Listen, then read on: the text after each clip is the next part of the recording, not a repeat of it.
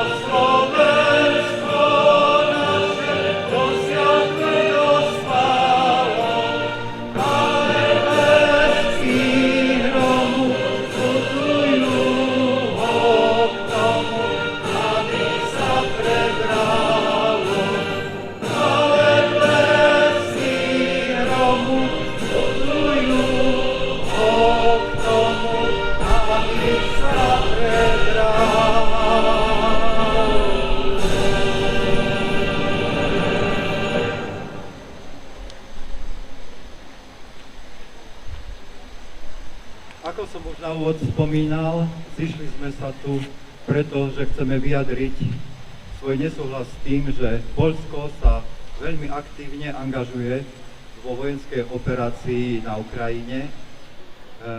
Bohužiaľ, situácia je taká, že na tomto fronte hynie veľmi veľa mladých ľudí, mladých mužov, ktorí boli potenciálom pre Ukrajinu, pre ukrajinský národ a tak ďalej, a takisto aj Rusov a dokonca aj Poliaci. Sú to všetko Slovania. Slovania hynú vo svojej vlastnej bratovražednej vojne, do ktorej nás vyprovokovali záujmy svetovládnych mocenských anglosaských elít, ktorých zámerom je nastoliť svetovládu, tzv. Nový svetový poriadok, čiže otrokárskú spoločnosť.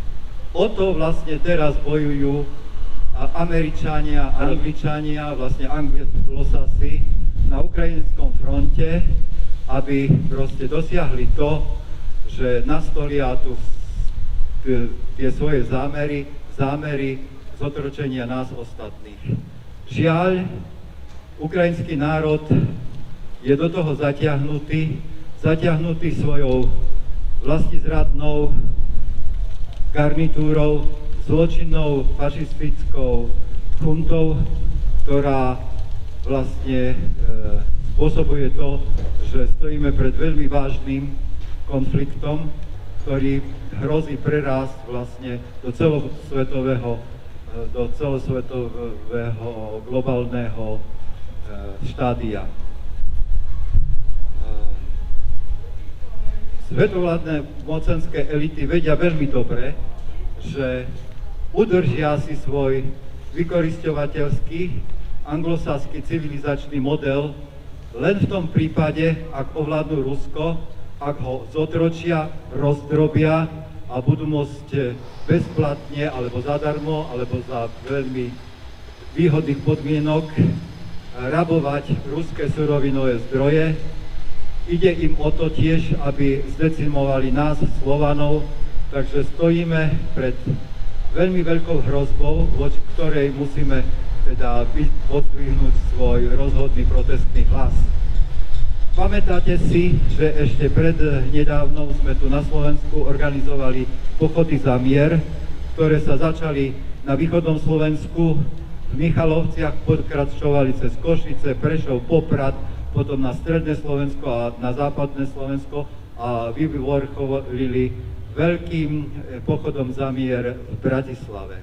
Tam sme jednoznačne vyjadrili náš postoj, k politike vtedajšej vládnej garnitúry na Slovensku, kde sme dôrazne protestovali proti tomu, aby sme posielali naše zbraňové systémy na Ukrajinu. Bohužiaľ, naše hlasy boli nevypočuté a naša garnitúra nás tiež zatiahla dodávkami zbraňových systémov do vojnového konfliktu na Ukrajine. Dokonca nás totálne odzbrojila, čiže spáchala vojnový zločin vlastnej zrady. Teraz vlastne by sme chceli takisto vyzvať predstaviteľov Poľska, aby sa prestali angažovať v tomto vojenskom konflikte, lebo nie je určite v prospech poľského národa, ale práve naopak ohrozuje samotné Poľsko a jeho existenciu. Dovoľte mi teda teraz prečítať výzvu, ktorú sme pripravili z tohto nášho zhromaždenia a ktorú budeme adresovať poľskému konzulovi, ktorú odovzdáme poľskému konzulovi tu na konzuláte, pred ktorým vlastne stojíme. Takže teraz vám prečítam túto našu výzvu.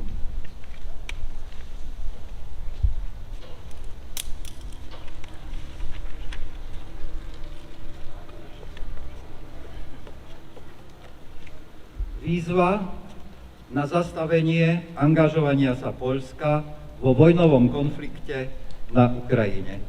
Zo zhromaždenia občanov konaného dňa 18.9.2023 v Prešove do rúk honorárneho konzula Poľskej republiky na Slovensku v Prešove. Poľsko sa stalo popri Ukrajine najagresívnejším nástrojom v rukách svetovládnych anglosaských mocenských elít v ich zástupnej vojne proti Rusku rukami Ukrajincov. V tejto bratovražednej vojne zomierajú Slovania v záujme nastolenia svetovlády týchto mocenských elít v podobe nového svetového poriadku, to je z globálneho otrokárskeho systému.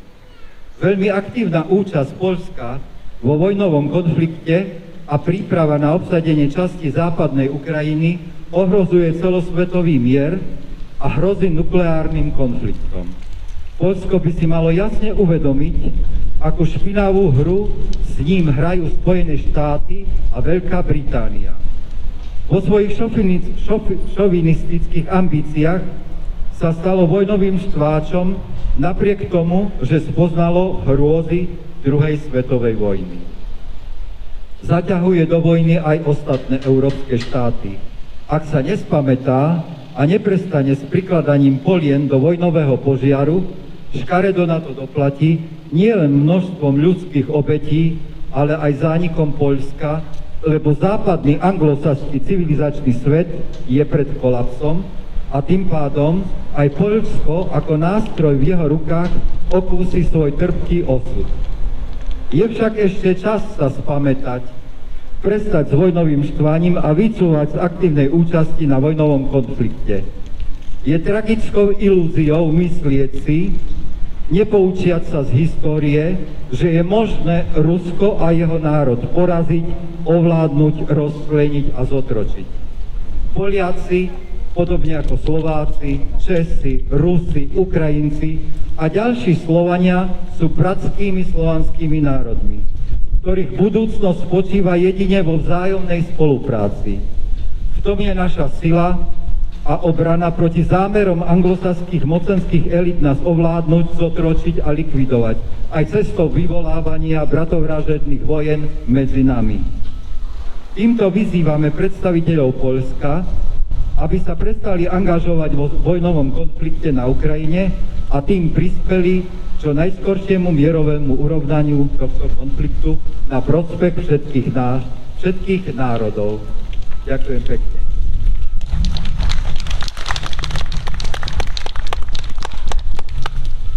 Máme tu mnohých signatárov, ktorí sa pod túto výzvu podpísali a z vás ostatných, ktoré ešte nie ste uvedení tu ako signatári, poprosím, že by ste sa doplnili do tohto tlačiva, do tejto výzvy, ktorú za chvíľu sa budeme snažiť doručiť do rúk poľského konzula. Ďakujem.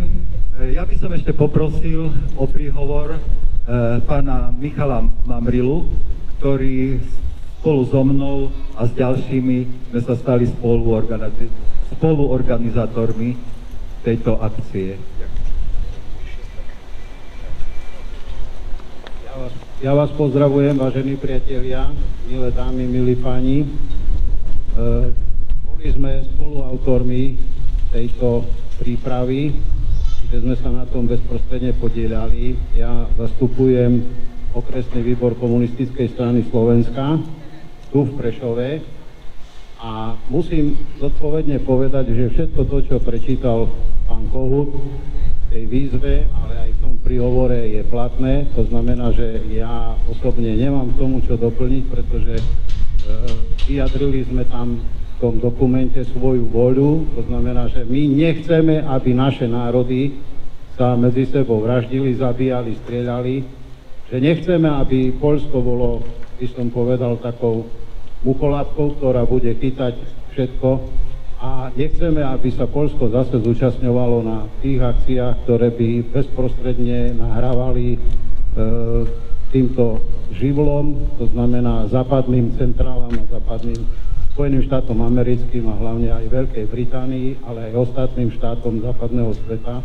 A nechceme, aby zomierali zbytočne synovia a dcéry nás, teda naši slovanskí bratia, pretože toto všetko to je nahrávka na smeť západným centrálam. A keď si zodpovedne prečítate všetky tie memoáre a knižky, tak zistíte, že celý princíp je furt o tom istom. Ako západné štáty chcú poraziť Slovanov, ako chcú zlikvidovať slovanské národy, ako chcú ovládnuť ich trhy, ako chcú ovládnuť ich surovinové a ďalšie zdroje. Takže to je celý princíp, tento princíp už tu funguje od začiatku kapitalizmu. Takže ja myslím si, môžem zodpovedne povedať, že i okresný výbor komunistickej strany sa pripája k tejto výzve a k tejto akcii a sme hrdí na to, že sme sa na tom podielali. Ďakujem za pozornosť.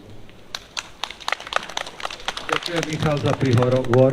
A keďže Michal sa predstavil aj ako odprezentoval komunistickú stranu Slovenska ako jedného z iniciatorov tohto nášho stretnutia, tak ja by som chcel dodať, že my sme spolu s komunistickou stranou za vlastenecký blok pripravovali tento náš meeting. A my ako vlastenecký blok sme nový subjekt, ktorý tiež vstupuje teraz do predvolebnej kampane a má taký program, ktorý nemajú žiadne strany, takže je to program systémovej zmeny, čiže my sme antisystémový subjekt, ktorý chce zmenu politického systému, kde bude vládnuť ovládať alebo vládnuť v ňom budú ľudia, ktorí sú vysoko morálne čistí, ktorí sú odborne zdatní, ktorí budú presadzovať záujmy slovenského národa a nie záujmy nadnárodných inštitúcií. Sme takisto za vystúpenie z Európskej únie, za vystúpenie z NATO postupnými krokmi.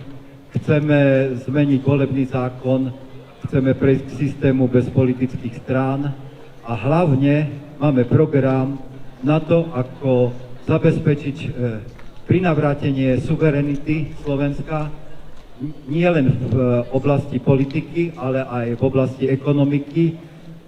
Preto sa zasadzujeme o to, aby v oblasti ekonomiky boli prinavrátené strategické odvetvia a všetky národné aktíva do rúk štátu, lebo oni sú zdrojom tých výnosov, ktoré momentálne zo Slovenska odchádzajú a Slovensko zadlžujú. Tak asi toľko. No a ešte by som doplnil to, že vlastne nechceme, aby Poľsko sa stalo rozbuškou oveľa väčšieho konfliktu, možno aj vojnového, aj celosvetového. Takže aj preto sme sa tu dnes zišli, aby sme svojim dielom prispeli k tomu, aby sme proste tiež urobili určitý krok k tomu, aby sa tieto procesy zastavili. Ďakujem.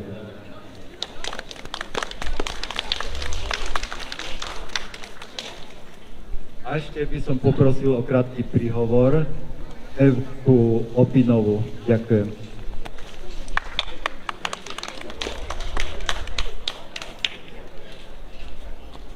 Čiže ja vás tu vítam, spoluobčania Prešova.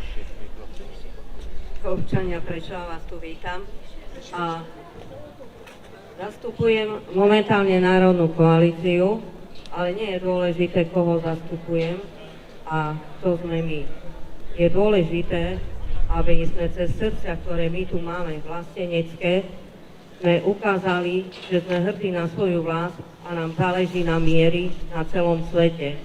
Čiže týmto vyzývame opätovne poľskú vládu a toto tu zastúpenie veľvyslanectvo, aby odkázalo ďalej do svojej domovine svojim nadriadením, aby ukončili akékoľvek námahy a pomoc Ukrajine v podporovaní vojny, lebo nie je to sranda.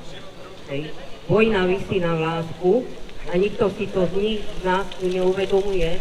Ľudia tu chodia si sami okolo nás, pešo, ani si neuvedomujú, ako neskutočno nebezpečenstve sme. Čiže buďme národovci, tak ako som ja bola teraz v Dortmene a tam je združenie kresťanskej komunity Slovákov, žijúci vo Švajčiarsku, v Nemecku, v Rakúsku. Títo Slováci sú tak hrdí na svoju vlast, že nosia trička, čiapky, kroje, aj maličké deti ešte o kočiariku majú. Je to úžasné. Úplne mi slzy vytiahlo, keď som videla, ako oni rozprávajú o Slovensku. Natočila som o tom pár takých laických videí, kde na mojom profile si môžu pozrieť. Som hrdá na nich, že ich tam máme. Chcú sa vrátiť aj domov väčšinou, hej. Ale nemôžu, lebo existenčné problémy, ktoré sú tu na Slovensku, bohužiaľ nedovolia im tu a nie je možné tu im prežiť. Hej, ak majú úvery a ďalšie splátky životné a majú tam, chvála Bohu, po 3-4 deti, rozrastajú sa tam títo Slováci, pozdravujú vás tu a preto o to viac musíme bojovať za ten mier. Čiže vyzývam poľskú vládu, aby zastavila akúkoľvek pomoc na Ukrajinu, čo sa týka zbrojená akýkoľvek spôsobom. Toľko, ďakujem pekne.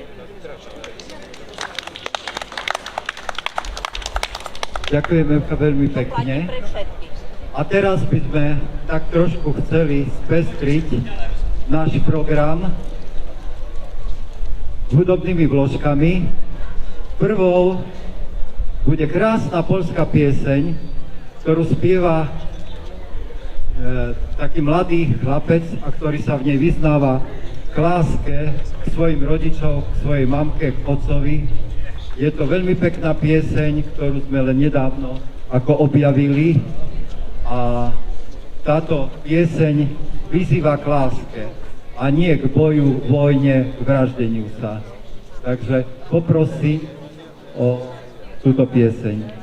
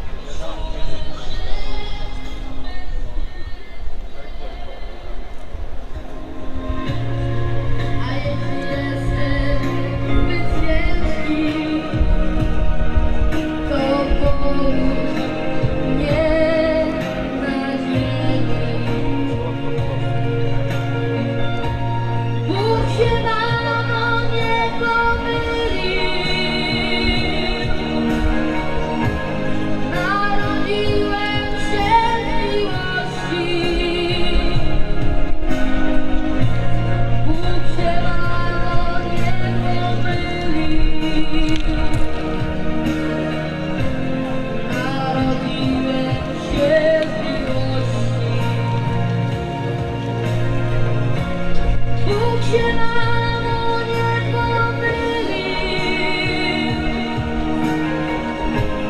Narodziłem się z miłości. Bóg się mamo nie pomylił. Narodziłem się z miłości.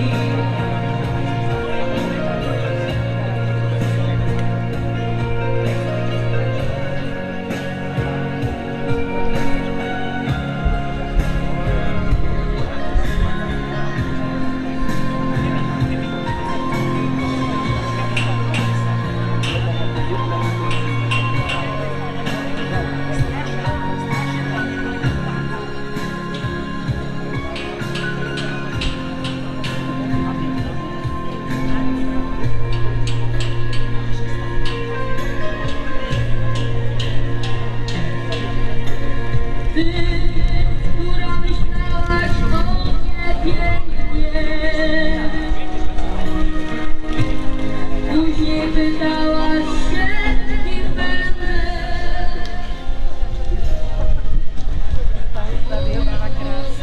Widziałem smutne pragnienie,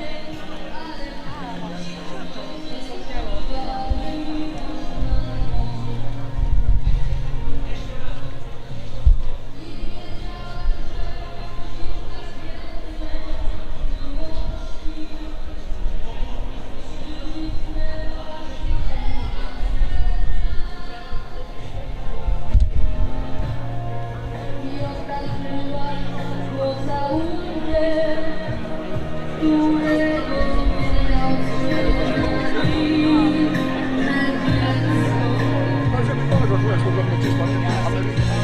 Bóg się mamo nie pomylił.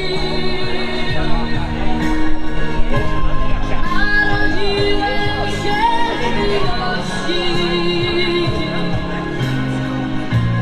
Bóg się mamo nie pomylił. Narodziłem się z miłości. Bóg się mamo nie pomylił.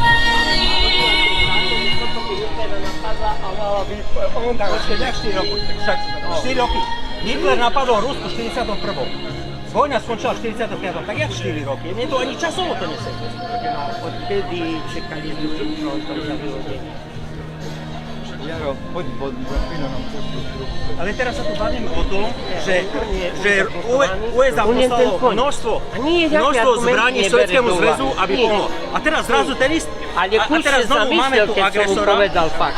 Jaké Kuš fakty? sa zamýšľal. Fakt? Dobre, dobre. Si im Že povedali, že prečo 4 roky. 4 roky Amerika čekala s vyhodením druhého? Pretože mala problém s Japonskom. Oni bojovali za ten...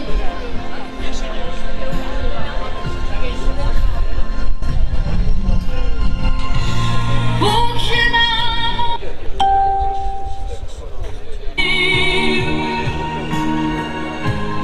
narodziłem się z miłości. Bóg się mamo nie pomylił.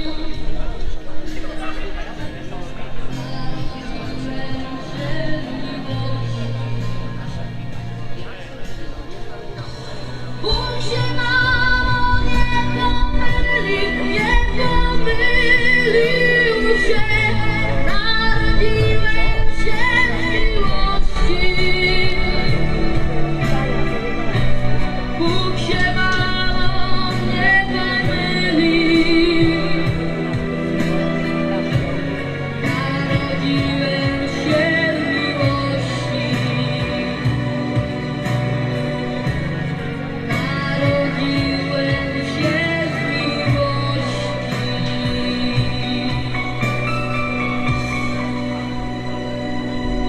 Dziękuję bardzo.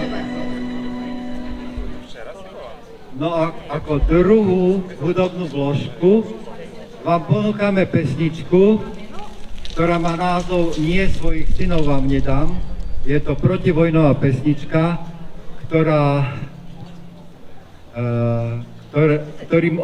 ktorej originálom je pieseň nemecká, nahrali to Nemci, ale táto pieseň sa stala veľmi populárnou, tak aj my sme sa rozhodli, že ju takisto nahráme.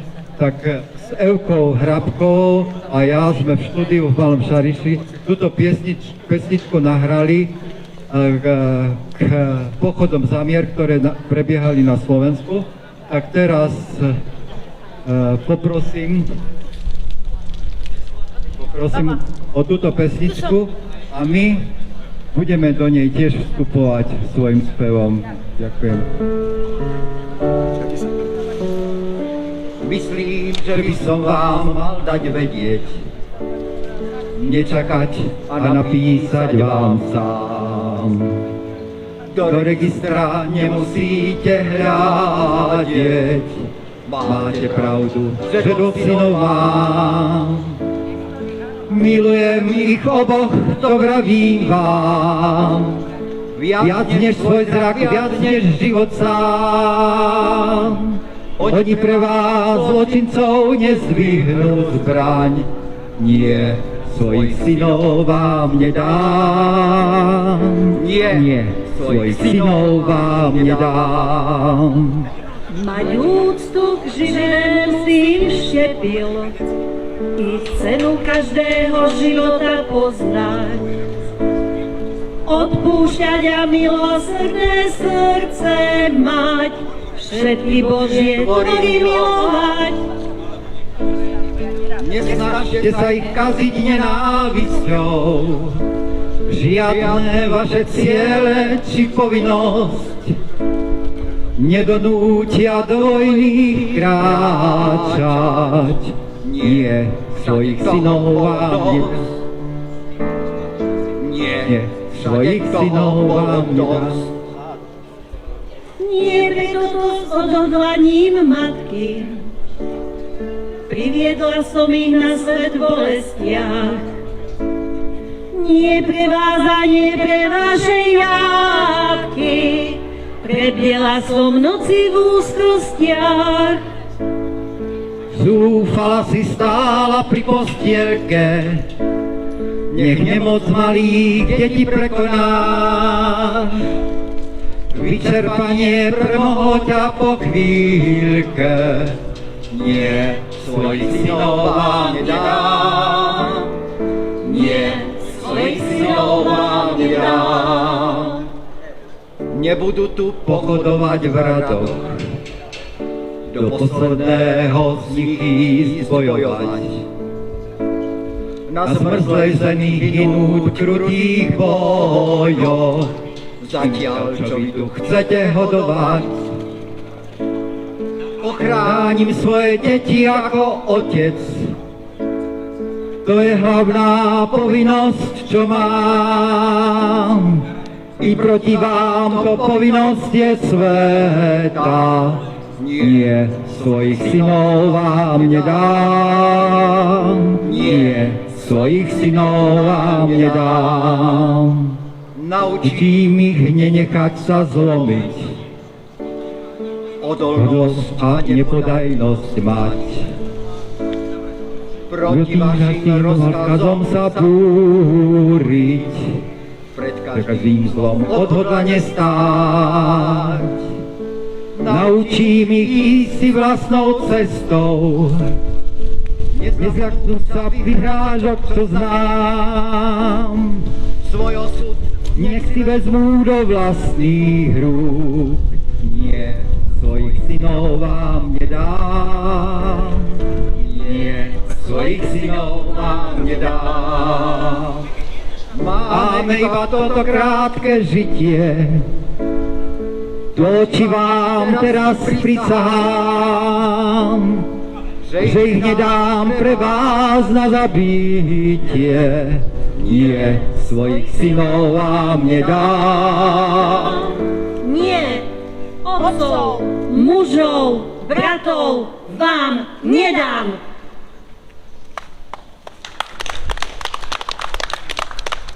Ďakujem.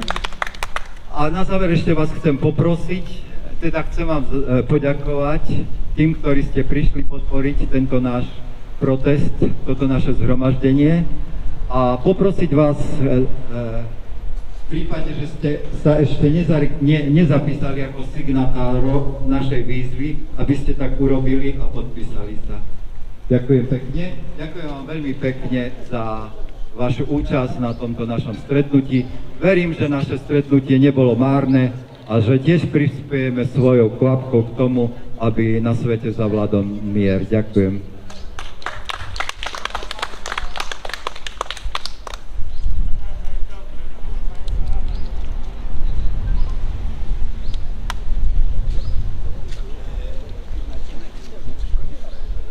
Dobre,